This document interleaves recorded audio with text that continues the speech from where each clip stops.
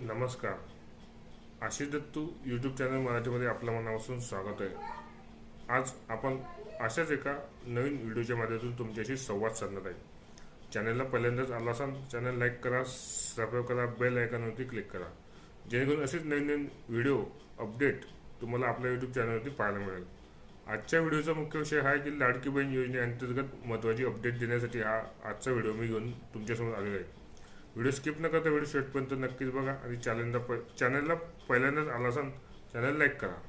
चला तर मग सुरुवात करूया आजच्या मुख्य व्हिडिओला.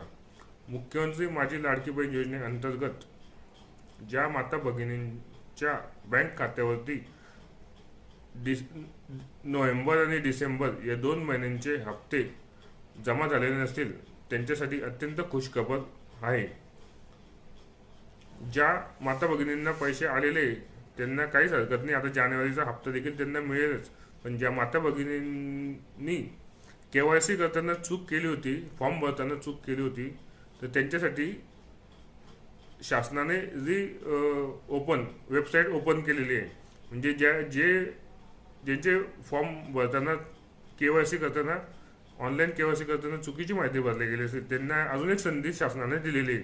म्हणजे त्या माता भगिनींना 3 महिन्यांचे एकत्रित, म्हणजेच नोव्हेंबर, डिसेंबर, जानेवारी असे 3 महिन्यांचे एकत्रित असे 4500 रुपये त्यांच्या खात्यावरती जमा होणार आहेत.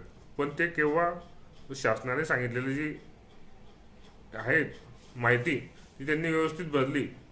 वेबसाईटवर जायचं, फॉर्म ऑनलाईन सेंटरवर जायचं, तिथं